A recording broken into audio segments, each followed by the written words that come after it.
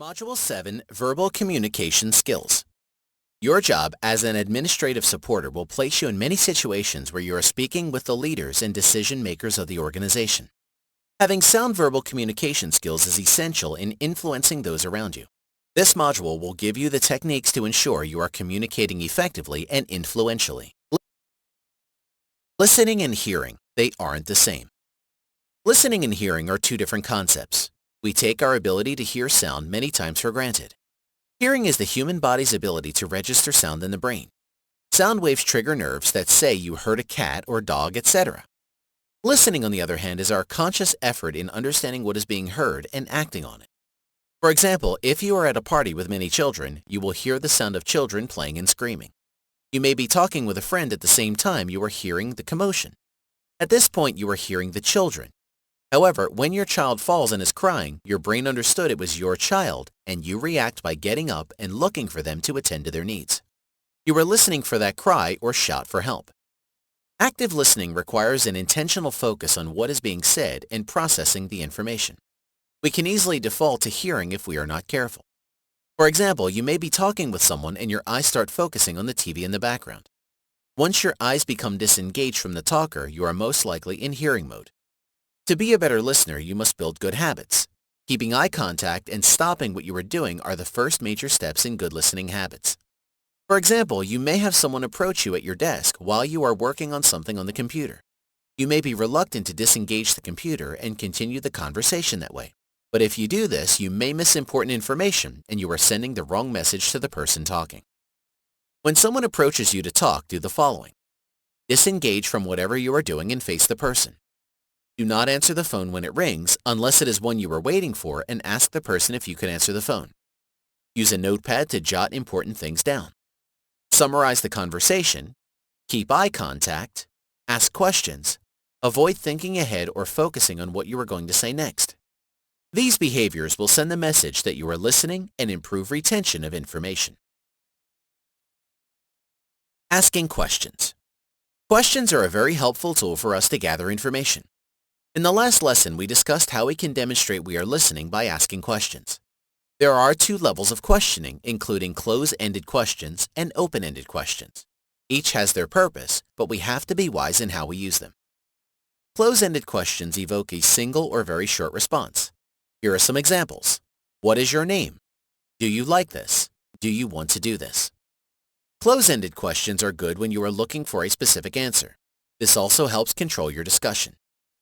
Open-ended questions evoke a long response. When you ask an open-ended question, you may have to be prepared to listen intently, because the information you are looking for is embedded in the answer. Here are some examples.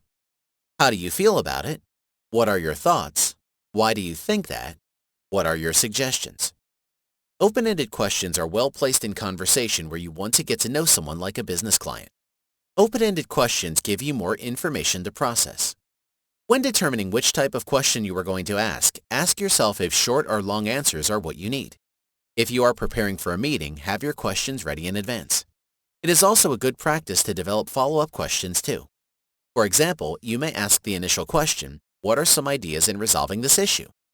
A good follow-up question may be, why do you think this is a good idea? Close-ended questions are also useful. For example, you may ask, do you like this idea? A mix of both questions allows you to gather information and opinions quickly and efficiently. But remember that planning your questions ahead of time is a good practice. Finally, bring plenty of paper to take notes. Communicating with power. Being an administrative assistant will place you at times in front of the meeting room, relaying information or leading a discussion. Powerful communication requires several key behaviors. People will assess your ability to speak in less than 2 minutes. Unorganized and unplanned communication reduces your effectiveness. Furthermore, it could be a distraction to your audience. Communicating with power is not too difficult. It does require some know-how and practice. Here are some things you should do to communicate with power when delivering a presentation. Plan before you talk. Develop a goal for why you are talking. Use good posture and body language when talking. Keep your hands to the side or strategically placed in front of you. Do not wave them around constantly. Be concise in the delivery. Avoid speech fillers like ahs and ums. Use stories or anecdotes to get your point across. The audience will always remember how you made them feel more than what you said. Increase your communication power when having regular conversations in and out of the meeting room by doing the following. Listen more than talk. You have 2 ears and 1 mouth. Listen twice as much as you talk. Ask questions of your listeners. Avoid arguments when disagreements occur. Watch your body language as well as your listeners. Adjust your behavior. Take notes of key information. If you make a promise, keep it. Communicating with power takes time and practice to develop. However, the greatest factor in developing your skills is being prepared. Take the time to write things out and practice saying them in private. If your goal is to be concise, time your talk and adjust. If your goal is to remove speech fillers, then tape yourself practicing your talk and play it back. Being conscious of our mistakes helps us to improve them as time goes by. Daniel, an administrative supporter, knew that having a good verbal communication skill set is essential in business. His job requires him to have good communication skills and be able to take decisions quickly based on what he hears. Because of these skills, Daniel was in charge of hosting all internal meetings. He was also present at most of the external events in order to get the most out of each. His knowledge on noting down what is important, listening, and asking questions gave the company a lot of profit, as Daniel also had the capability of influencing other people's decisions. In turn, his way of communicating with power also inspired other people to learn from him. Module 8, Nonverbal Communication Skills. Our body language dictates much of what we are feeling inside. Understanding effective body language is essential for an administrative supporter in building relationships throughout the organization. In this module, you will explore body language, which will help you monitor your own body language as well as those around you. Body language. Our body language is a large portion of how we communicate. The position of our arms, the expression on our faces, both tell what we are really feeling inside. Trying to hide it makes it even worse. The best deterrent to negative body language is to know that body language is a large factor in how you communicate information. Body language comprises almost 55% of what we are saying in our communication. We cannot hide it. We have to make an effort to address our feelings and emotions before we engage a person in conversation. Not addressing it may send the wrong message to the recipient of your message. In the next lesson, we will identify some of the negative body language that we may mistakenly send to our recipient. The signals you send to others. Negative body language comes in many forms. Below is a list of some common body language that sends the wrong message. Keeping distance, holding arms tightly, leaning or turning away, using only fleeting eye contact, small pupils, tapping foot or drumming fingers, tightening lips, hunched posture, fidgeting, clenching hands, fiddling with objects, looking over your shoulder or averting their gaze, shrugging shoulders, negative grooming gestures such as pushing their nail cuticles back or picking fluff off their clothes, looking at the floor, fiddling with collar, no touching, not even accidental. Half the battle of addressing negative body language is awareness. The other half is being conscious of it when you are doing it. Before engaging with someone, try to check your emotions. Are you nervous or upset? Are you frustrated or bitter about something? Addressing it ahead of time will help you be better prepared. Here's a quick note on positive body language. In order to demonstrate positive body language, do the opposite of the list of negative ones. That's it. It's not what you say, it's how you say it. Our tone is oftentimes difficult to detect. That is because it is usually a result of our environment. Many times we are in the middle of getting something done or concentrating on a task and we are not in the interaction mode. Perhaps we are having a stressful day and we are stewing in it to the point that we are frustrated. These conditions affect our tone. We may be willing to help someone, but it comes across as out of obligation. No one likes to be helped out of obligation. It makes them feel like an inconvenience. Being short in your responses or sighing are the tonal messages we send to our recipient that we are bothered and do not want to really do what they are asking. In order to address this, you could do the following smile technique. Smile first, make eye contact, initiate the conversation, lighten up, energize the conversation. Do not take yourself so serious that you forget that a major portion of what you do as an administrative assistant is to interact with other people.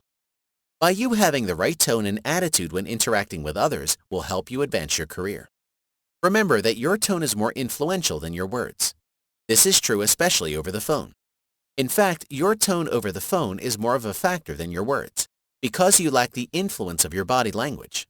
Even if they cannot see you, you should smile into the phone. It makes a difference. Maria knows the importance of nonverbal communication and how it can affect people all around you. When faced with a difficult situation over a change in her company's policies, no one seemed to express themselves and say what should be done. Maria relied on her nonverbal communication skills and looked around the room to see how everyone was acting.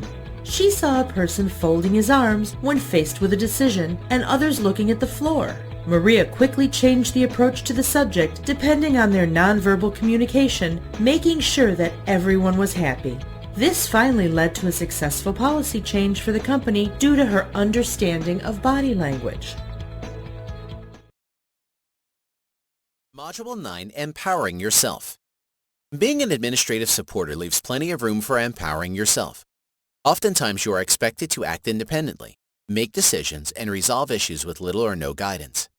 In this module, you are going to learn how to empower yourself through assertiveness, consensus building, conflict resolution, and decision making. Being assertive. Being assertive does not mean you have to be pushy. Dictionary.com defines assertive as being confidently aggressive or self-assured or positive. When you are an administrative assistant, you will encounter times when you have to be assertive. This means pushing back and being clear on what you need to get done. Here are some 5 tips we call the 5 Bs to becoming or demonstrating more assertiveness in your work life. Number 1, be involved in the conversation. When you make a decision or state an opinion, include yourself in the state. For example, you might say, I disagree, or I have a different point of view. You might say, I like the idea, or I think this is great. In any case, place yourself in the conversation. Number 2, be brief. Being to the point demonstrates confidence in what you are saying. When you say too much, people will tend to lose focus and question you. This is true also for written communication like email. Giving too many details weakens your message. Avoid this if you can. Number 3, be positive with your body language. We spoke earlier about body language. Negative body language sends a message of low confidence. Make good eye contact and be willing to engage in dialogue even if it is a difficult discussion. Number 4, be direct. If you beat around the bush or try to find other ways to say things, this will affect your assertiveness. Do not be afraid of being direct. Be tactful in how you say it, but mumbling and grasping for the right words constantly shows lack of confidence. Number 5, be calm in conflict. Don't lose your cool. Conflict is a normal part of our work life. Knowing this will help you react to it with calmness. If we are easily rocked by conflict, you will lose your assertiveness because you will want to avoid conflict at all costs. Being assertive takes time to develop. Practice a little at a time. You want to avoid becoming a Sherman tank and run everyone over. This is the extreme, and it could affect your ability to gain consensus. We will discuss this in a later lesson in this module. Resolving conflict. Conflict is normal. Most of us are passionate about our beliefs. We want so much to achieve our goals that sometimes we run right into conflict over it. The first thing in conflict resolution is to know that it will happen. Avoiding conflict is also unhealthy as it leads to harboring emotion and passive aggressiveness. It is better to engage in conflict and then move on to resolving the issue or gaining consensus. There are 2 stages to conflict resolution. First, we need to contain the damage. Second, we have to move to a resolution. The second part will be discussed in the next lesson under building consensus. For now, we want to focus on damage control. The biggest enemy to conflict resolution is time. Do not let time pass. Give some time to let the emotions settle and then engage that person as soon as you can. Call them, send an email, or walk over to their area. Be the bigger of the 2. Make the first move. Say to yourself that if I do not move, no one will. When you do find them, ask them if now is a good time to talk. They may still be upset. If they are upset, set a time later that day to meet with them. If they are okay with you being there, then follow the steps to mending the relationship. Conflict identified. State the issue or activities that made the encounter become heated. You might say, I think we may have lost track on the purpose of that meeting. Or, I believe we have strong viewpoints on the subject and it showed. Address the other party's concern. You might say, I know you are not in favor of, insert issue. I respect that. Listen to them. Use your best listening skills and let them vent about the situation. Mend relationships. Tell the person that your relationship with them is important and you value them. Apologize or at least leave on good terms. During this time, you may want to avoid trying to resolve the issue that caused the conflict right away. Leave that for a different time. For now, your goal is to patch the relationship. Later, you will try to build consensus in order to move forward beyond the conflict. If you experience a group conflict, perform the same technique. Get them back in the meeting room and have them vent and get things out respectfully. Take notes and adjourn the meeting for a later time to build consensus at the group level. Building consensus. Dictionary.com defines consensus as a general agreement or concord. Sometimes we view consensus as total agreement. This is not the goal of building consensus.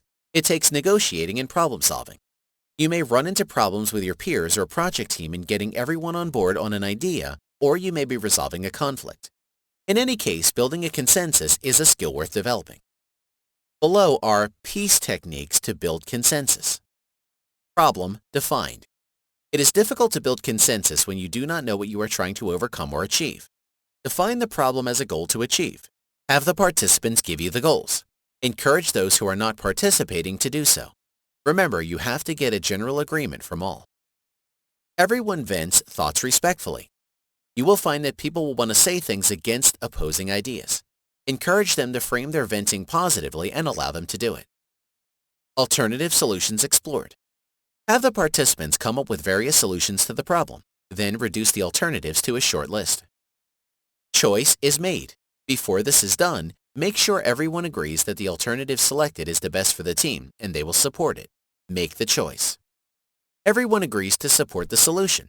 Get everyone's approval verbal and publicly in the meeting room before you adjourn. Building consensus takes time and could happen over several meetings, depending on the complexity of the issue. Nonetheless, bringing the team back to the table to reach a consensus should never stop. If your role in the team is too involved, you may want to get someone who is not a part of the team to help facilitate the consensus building. Avoid getting the vice president or some other high-ranking employee. This will shoot the process down. They have to feel comfortable venting without any restrictions. Making decisions. Many times we are faced with situations that require us to choose among other options. Most of us want to make the right decision. However, we do not want to spend time doing so. Paralysis by analysis could become a problem, making us inefficient and hesitant in making a decision. As an administrative assistant, you may face times when you have to make a decision on behalf of your manager. Below are some basic elements to making a decision. You must have 2 or more options exist in order to make a decision. Brainstorming all possible alternatives for each option. Weighing the pros and cons of each alternative and its outcome. Narrow down the alternatives to a short list. Evaluate the remaining alternatives for risk, stakeholder impact, and your comfort level. Decide on an alternative. Monitor outcome of selected alternative. Always have a backup plan ready in case first alternative does not work out. If you are looking to make the perfect decision every time, you may be setting yourself up for a frustrating time. We cannot always predict everything that is going to take place once a decision is made. Careful planning and weighing of options is the best method to reaching a solution. Gut instinct could lead you into trouble. Do not make those kind of decisions for your manager. It could cost them dearly. Finally, always document your process. This way you have something to refer to when asked why you chose that option. When faced with the troubling decision of letting some employees go due to financial cuts, Anna was unsure how to proceed. She knew that by giving them the painful news, many were going to suffer and lose a lot of hope in what was to come. She made the decision of talking to her manager to try to figure out a solution. As he was a difficult person to convince, Anna was assertive and involved, but also brief to make sure her point got across. By resolving this conflict, she managed to lower the salaries of the employees a bit, but keep them on the team. This also led to her company adopting a new financial plan. Module 10, the team of 2. Working as a team with your manager is essential in keeping the lines of communication open and building rapport. A good and positive relationship with your manager is the foundation and support structure that gives you the ability to function independently. In this module, you will learn the basis of building a good relationship with your manager. Working with your manager.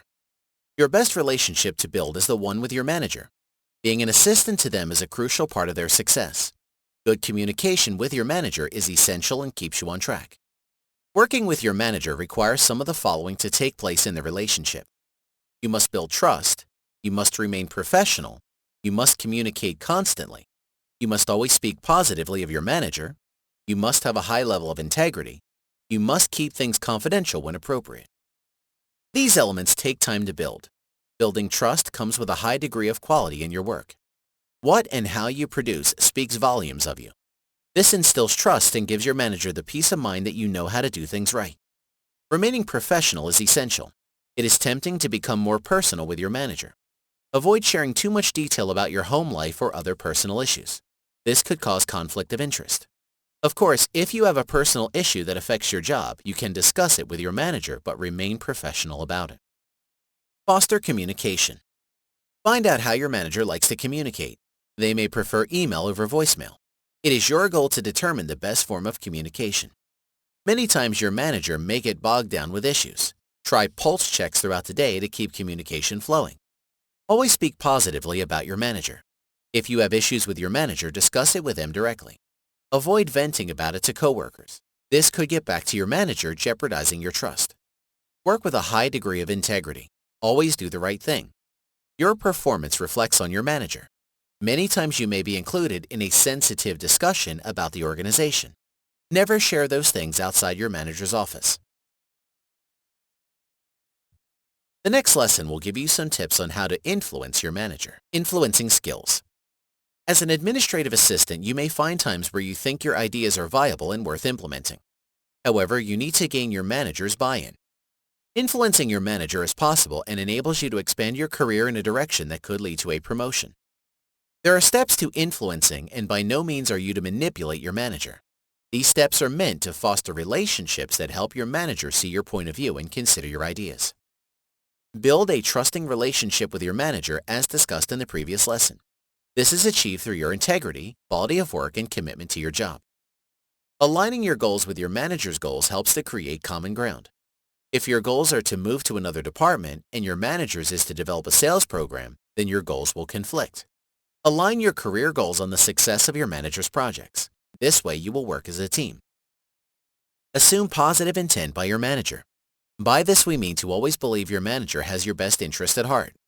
When you assume positive intent, you will be more open and accepting of your manager's actions and decisions. Try not to change your manager. You may be tempted to try to improve your manager's demeanor or personality. Attempting to do this will cause your manager to reject you and question your motives. Accept your manager for who they are. Work with their faults. We all have them. Learn from your manager. Nothing expresses more gratitude when you learn from someone. Your manager needs positive reinforcement too. Seeing you adopt their management style or other practices says you respect and find value in your relationship with your manager. Influencing is not about manipulation. It's about placing others first and showing them how important they are to you. What to do in sticky situations. It is a reality that things could go wrong between you and your manager. We should always assume positive intent, but when matters cause you to feel uncomfortable, it is best to try to move this discussion to the right parties at work.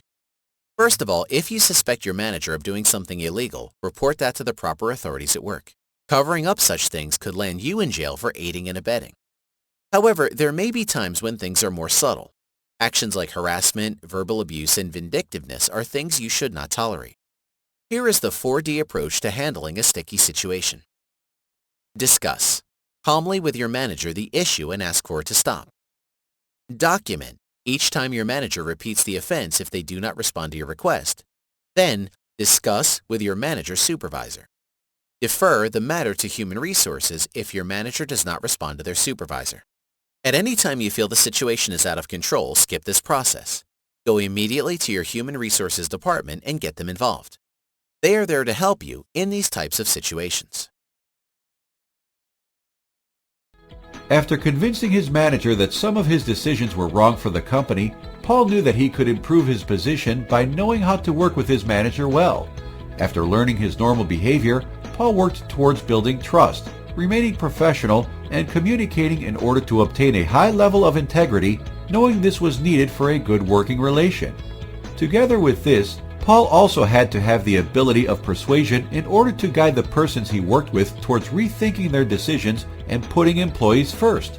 Paul also learned what to do in sticky situations through this experience and finally managed to put the company on the road to success. Module 11, Taking Care of Yourself. As we come to a close on this course, a very important topic is yet to be taught.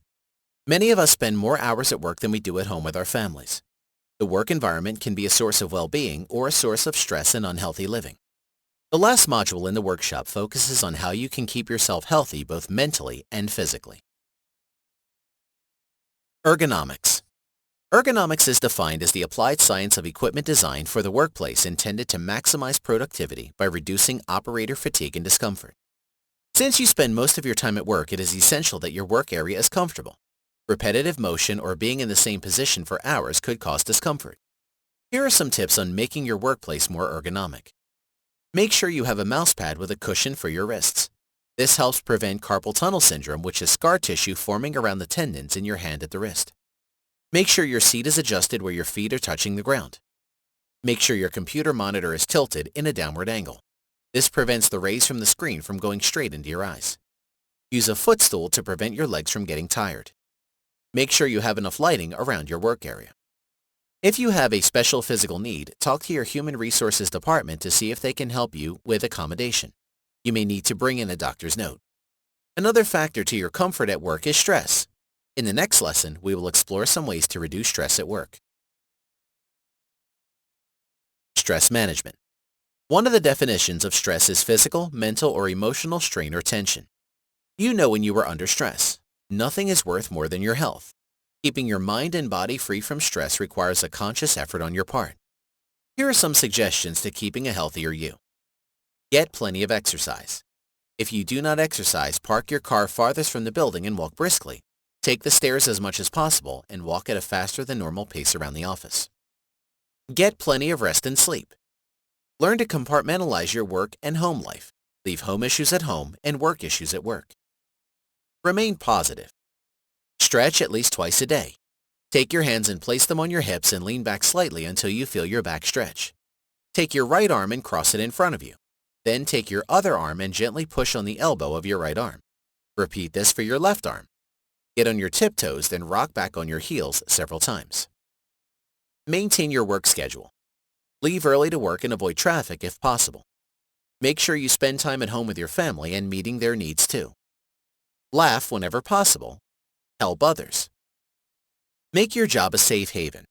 Keeping good relationships with your coworkers and manager, and you will experience less stress. Next, let us take a look on how to manage a heavy workload. Dealing with a heavy workload. Heavy workloads are inevitable. One day we may be light on work, and then the next we are hit with a huge project. A good way to deal with heavy workloads is to have a plan in place. We should avoid being caught off guard.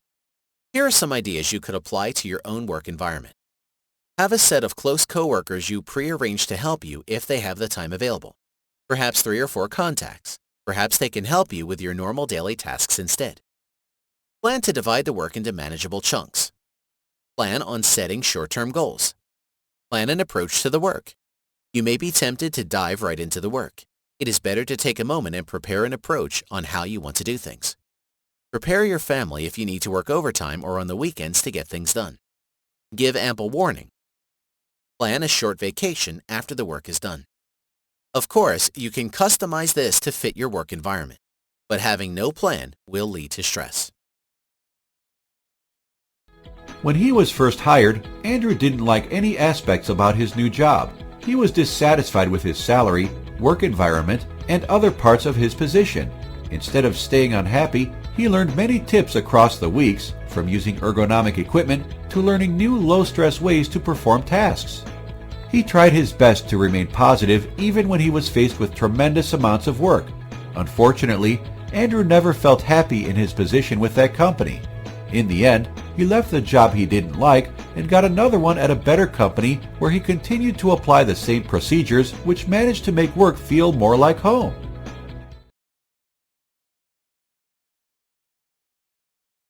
Although this workshop is coming to a close, we hope that your journey to improve and apply the skills that you learned is just the beginning. Please take a moment to review and update your action plan. This will be a key tool to guiding your progress in the days, weeks, months, and years to come. We wish you the best of luck.